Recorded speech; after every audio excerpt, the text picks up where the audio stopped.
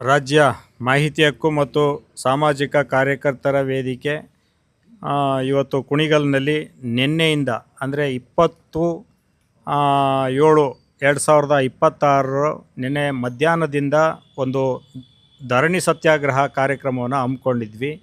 ಕಾರಣ ಕುಣಿಗಲ್ ತಾಲೂಕಿನಲ್ಲಿ ನಿರ್ದಿಷ್ಟವಾಗಿ ಒಂದಷ್ಟು ಸೇರಿದಂತೆ ಮತ್ತೊಂದಷ್ಟು ನಾವು ಪ್ರಕರಣಗಳನ್ನ ಮುಂದಿಟ್ಕೊಂಡು, ಅಂದರೆ ಸರ್ಕಾರಿ ಆಸ್ತಿಗಳು, ಕೆರೆ ಕಟ್ಟೆಗಳು, ಕಾಲುವೆಗಳು ಏನೆಲ್ಲ ಒತ್ತುವರಿ ಆಗಿದ್ದಾವೆ, ಆ ಒತ್ತುವರಿ ಆಗಿರುವಂಥ ಏನು ಸರ್ಕಾರಿ ಆಸ್ತಿ ಇದೆ ಅದನ್ನು ಮುಂದಿನ ಪೀಳಿಗೆಗೆ ಉಳಿಸುವಂಥ ಕೆಲಸಗಳನ್ನ ಮಾಡಬೇಕು ಅಂತ ಹೇಳಿ ನಿರಂತರವಾಗಿ ಈಗಾಗಲೇ ನಾವು 5-6 ವರ್ಷದಿಂದ ನಾವು ಮನವಿಗಳನ್ನ ಕೊಟ್ಕೊಂಡೇ ಬರ್ತಿದ್ವಿ.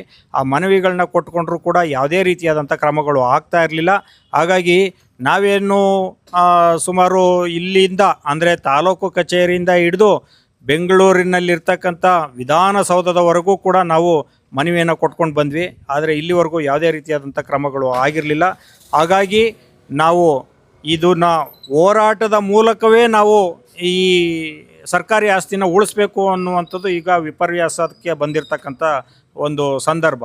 ಹಾಗಾಗಿ ನಿನ್ನೆನೂ ಕೂಡ ತಹಸೀಲ್ದಾರ್ ಅವರು ಬಂದು ಅವರು ಕೂಡ ನಮ್ಮ ಎಲ್ಲ ನಾನು ಏನು ಅರ್ಜಿಗಳನ್ನ ಕೊಟ್ಟಿದ್ದೀವಿ, ನಮ್ಮ ಸಂಘಟನೆಯಿಂದ ಯಾವೆಲ್ಲ ನಿರ್ದಿಷ್ಟವಾದ ಪ್ರಕರಣಗಳನ್ನ ಮುಂದಿಟ್ಕೊಂಡು ಅರ್ಜಿಗಳು ಕೊಟ್ಟಿದ್ವಿ, ಆ ಅರ್ಜಿಗಳ ಎಲ್ಲ ಕಡತಗಳನ್ನ ತಂದು ಏನೆಲ್ಲ ಕ್ರಮಗಳು ಜರುಗಿಸ್ತಾ ಇದ್ದೀವಿ, ನೀವು ನಾನು ಬಂದ ಮೇಲೆ ಇಷ್ಟೆಲ್ಲ ಕೆಲಸಗಳು ಮಾಡಿದ್ದೀನಿ ಅಂತ ಹೇಳ್ಬಿಟ್ಟು ಈಗ ಇರ್ತಕ್ಕಂಥ ತಹಸೀಲ್ದಾರ್ ಅವರು ಒಂದಷ್ಟು ನೈಜತೆಯನ್ನು ಏನಿದೆ ಅದನ್ನ ನಮ್ಮ ಮುಂದಿಡುವಂಥ ಪ್ರಯತ್ನಗಳನ್ನ ಅವರು ಕೂಡ ಮಾಡಿದ್ದಾರೆ. ಹಾಗಾಗಿ ಅದ್ರ ಜೊತೆಗೆ ಇವತ್ತು ಒಂದಿಷ್ಟು ನಾವು ನಿನ್ನೆ ಏನು ಹೇಳಿದ್ರು ಅದಕ್ಕೆ ನಾವು ಒಪ್ಪಿರಲಿಲ್ಲ. ಯಾವುದೇ ಕಾರಣಕ್ಕೂ ನಾವು ಅದನ್ನು ತೆರವುಗೊಳಿಸೋವರೆಗೂ ನಾವು ಬಿಡೋದಿಲ್ಲ ಅಂತ ಹೇಳ್ಬಿಟ್ಟು ಪಟ್ಟಿ ಹಿಡ್ಕೊಂಡು ಕೂಡ್ತಿದ್ವಿ. ಇವತ್ತು ಒಂದಷ್ಟು ಮುಂದಕ್ಕೆ ಹೋಗಿ ಇವತ್ತು ತಹಸೀಲ್ದಾರ್ ಅವರು ಸ್ಥಳಗಳಿಗೆ ಹೋಗಿ ಎಲ್ಲೆಲ್ಲ ಏನು ಒತ್ತುವರಿ ಆಗಿದ್ದಾವೆ ಆ ಜಾಗಗಳಿಗೆ ಹೋಗಿ ಖುದ್ದಾಗಿ ಭೇಟಿ ಮಾಡಿ ಆ ಪ್ರಾಪರ್ಟಿಗಳೇನಿದ್ದಾವೆ ಅವೆಲ್ಲವೂ ಕೂಡ ಕೋಟ್ಯಾಂತರ ರೂಪಾಯಿ ಬೆಲೆ ಬಾಳುವಂಥ ಆಸ್ತಿಗಳಾಗಿವೆ ಅಂತ ಹೇಳ್ಬಿಟ್ಟು ಕೂಡ ಇವತ್ತು ತಹಸೀಲ್ದಾರ್ ಅವರೇ ಬಂದು ಇವಾಗ ಹೇಳಿಕೆಯನ್ನು ಕೊಟ್ಟಿರ್ತಕ್ಕಂಥದ್ದು.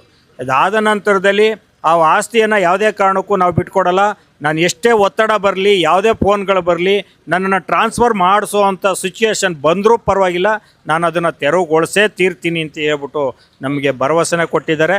ಕೇವಲ ಈ ಒಂದು SIR ಏನಿದೆ ಇದು ತುರ್ತು ಪರಿಸ್ಥಿತಿಯಾದಂಥ ಕೆಲಸಗಳಿದ್ದಾವೆ. ಹಾಗಾಗಿ ನಾನು ಬೆಳಗ್ಗೆಯಿಂದ ಅವರ ಕರ್ತವ್ಯಗಳನ್ನ ನಾನು ನೋಡ್ಕೊಂಡು ಬಂದಿದ್ದೀನಿ ಇಲ್ಲೇ ಕುಳಿತುಕೊಂಡು.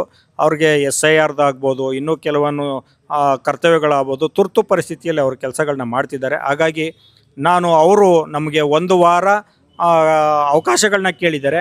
ನಾಳೆನೇ ಅವರು ಎಲ್ಲ ಸರ್ಕಾರಿ ಆಸ್ತಿಗಳೇನಿದ್ದಾವೆ, ನಾವು ಕೊಟ್ಟಿರ್ತಕ್ಕಂಥ ಏನು ನಿರ್ದಿಷ್ಟವಾದಂಥ ಪ್ರಕರಣಗಳಿದ್ದಾವೆ ಆ ಆಸ್ತಿಗಳಿಗೆ ಹೋಗಿ ಈ ಪ್ರಾಪರ್ಟಿ ನಮ್ಮದು, ಈ ಪ್ರಾಪರ್ಟಿಗೆ ಯಾರಾದರೂ ಅತಿಕ್ರಮ ಪ್ರವೇಶ ಮಾಡಿದ್ರೆ ಕ್ರಿಮಿನಲ್ ಪ್ರಕರಣ ದಾಖಲು ಮಾಡ್ತೀವಿ ಅನ್ನುವಂಥ ಒಂದು ನೋಟಿಫಿಕೇಷನ್ನು ಮತ್ತು ಆ ಬೋರ್ಡ್ಗಳನ್ನ ಸರ್ಕಾರಿ ಆಸ್ತಿ ಅಂತ ಅನ್ನುವಂಥ ಒಂದು ಬೋರ್ಡ್ನ ನಾಮಫಲಕವನ್ನು ನಾಳೆನೇ ಹೋಗಿ ಹಾಕ್ತೀವಿ ಅಂತ ಹೇಳ್ಬಿಟ್ಟು ಹೇಳಿದ್ದಾರೆ. ಈಗ ಆಲ್ರೆಡಿ ಅವರು ನಾಮಫಲಕವನ್ನು ಆರ್ಡ್ರ್ ಕೊಟ್ಟಿದ್ದಾರೆ, ಅದೆಲ್ಲ ರೆಡಿ ಆಗ್ತಾಯಿದೆ, ಅವೆಲ್ಲ ನಾವು ಖುದ್ದಾಗಿ ನೋಡಿದ್ದೀವಿ. ಹಾಗಾಗಿ ನಾವು ಆ ಕಾರಣದಿಂದ ಅವರ ನಿರ್ದಿಷ್ಟವಾಗಿ ಅವಕಾಶಗಳು ಕೇಳಿರೋದ್ರಿಂದ ನಿರ್ದಿಷ್ಟವಾಗಿ ಇವತ್ತು ನಾವು ಒಂದು ಅವರ ಮೇಲೆ ಮತ್ತು ನಮ್ಮ ಉಪವಿಭಾಗಾಧಿಕಾರಿಗಳಾದ ನಾಹಿದಾ ಜಮ್ಜಮ್ ಅವರು ಕೂಡ ದೂರವಾಣಿ ಮೂಲಕ 1 ವಾರ ಟೈಮ್ ಕೇಳಿದ್ದಾರೆ, ಅವರು ಕೊಡಿ ಅಂತ ಹೇಳ್ಬಿಟ್ಟು ಕೂಡ ಅವರು ಕೂಡ ಹೇಳಿದ್ದಾರೆ. ಹಾಗಾಗಿ ನಾನು ಈ ಅಧಿಕಾರಿಗಳ ಮೇಲೆ ಭರವಸೆಯನ್ನು ಇಟ್ಟು ನಾನು ಇವತ್ತು ಈ ಧರಣಿ ಸತ್ಯಾಗ್ರಹವನ್ನು ಅಂತ್ಯಗೊಳಿಸ್ತಾ ಇದ್ದೀನಿ. ಮುಂದಿನ ದಿನಗಳಲ್ಲಿ ಇವರು ಯಾವುದೇ ರೀತಿಯಾದಂಥ ಏನು ಇವತ್ತು ಭರವಸೆನ ಕೊಟ್ಟಿದ್ದಾರೆ ಆ ಭರವಸೆಯನ್ನು ಈಡೇರಿಸದಲ್ಲೇ ಇದ್ದರೆ ಮುಂದಿನ ದಿನಗಳಲ್ಲಿ ಖಂಡಿತವಾಗ್ಲೂ ಇವರೆಲ್ಲರ ಮೇಲೂ ಕೂಡ ಕ್ರಿಮಿನಲ್ ಪ್ರಕರಣವನ್ನು ದಾಖಲು ಮಾಡ್ತೇವೆ. ಈಗಾಗಲೇ ನಾವು ಪೊಲೀಸ್ ಸ್ಟೇಷನ್ಗೆ ಒಂದು ಪ್ರಕರಣದಲ್ಲಿ, ಅಂದರೆ ಕೆಂಕೆರೆಯ ಪ್ರಕರಣದಲ್ಲಿ ಯಾರ ಮೇಲೆ ಕೇಸ್ ಆಗಬೇಕಾಗಿತ್ತೋ ಅದನ್ನು ಕೇಸ್ ಮಾಡೋದಕ್ಕೂ ಕೂಡ ನಾವು ಪೊಲೀಸ್ ಸ್ಟೇಷನಲ್ಲಿ ದೂರನ್ನು ಕೊಟ್ಟಿದ್ದೀವಿ. ಅದನ್ನು ಮುಂದಿನ ದಿನಗಳಲ್ಲಿ ಖಾಸಗಿ ದೂರ ಆಗ್ಬೋದು, ಬೇರೆ ಇನ್ಯಾವುದಾದ್ರು ರೀತಿಯಾದರೂ ಸರಿ ನಾವು ಕಾನೂನು ಹೋರಾಟವನ್ನು ಅವರು ಯಾರೆಲ್ಲ ಅಕ್ರಮವಾಗಿ ಒತ್ತುವರಿ ಮಾಡಿದಾರೋ ಅವ್ರ ಮೇಲೆ ಕ್ರಿಮಿನಲ್ ಪ್ರಕರಣವನ್ನು ದಾಖಲಿಸುವಂಥ ಕೆಲಸಗಳನ್ನ ನಾವು ಮಾಡೇ ಮಾಡ್ತೀವಿ.